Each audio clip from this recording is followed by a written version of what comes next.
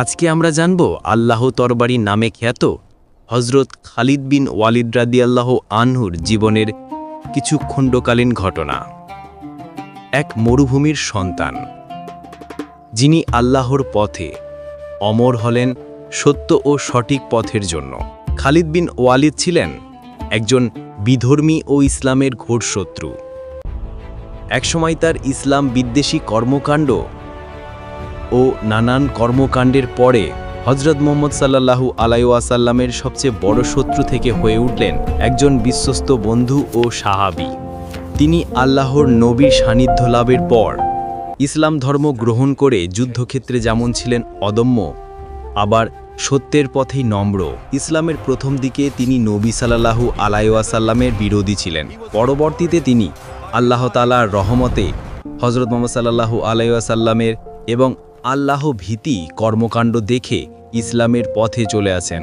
তার এমন কার্যকলাপে আল্লাহ তাআলা তার হৃদয়ে হিদায়েতের নূর দান করেন।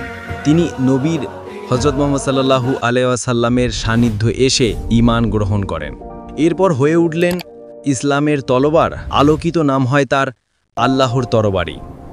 খালিদ বিন ওয়ালিদ ছিলেন একজন রণকৌশলী ও বুদ্ধিমত্তায় কৌশলে বদলে যায় যুদ্ধের ইতিহাস, এবং একের পর এক যুদ্ধ সাহসিকতার সঙ্গে জয়ী হতে থাকেন। তিনি কখনো পরাজিত হননি। আল্লাহর ওপর ভরসা, দৃঢ়তার ওপর নির্ভর করেই জয়ী হন। তিনি একের পর এক যুদ্ধে জয়ী হতে থাকেন। এরপর খালিদ বিন ওয়ালিদকে মুতার যুদ্ধে কাফেরদের সঙ্গে যুদ্ধের সময় নবী করিম হযরত মুহাম্মদ সাল্লাল্লাহু আলাইহি ওয়াসাল্লাম তাকে আল্লাহর তরবারি বলে ডাকেন। খালিদ বিন ওয়ালিদের যুদ্ধের কৌশল এমন ছিল যে রোমান বাহিনী তার কৌশলের সামনে মাথা নোয়ায় ও হতাশ হতে থাকেন। তিনি জয় করেছেন একের পর এক যুদ্ধ, কিন্তু তিনি কখনো অহংকার করেননি, বরং সবাইকে আপন করে নিয়েছিল। খালিদ বিন ওয়ালিদের একের পর এক যুদ্ধ জয়ের ফলে অন্য সাহাবী ও সঙ্গী সাথীগণ তাকে বিভিন্ন নামে ও বিভিন্ন পদমর্যাদা দিতে লাগলেন। তখন তিনি বললেন, আমি আল্লাহর জন্য যুদ্ধ করেছি, পদমর্যাদার জন্য নয়।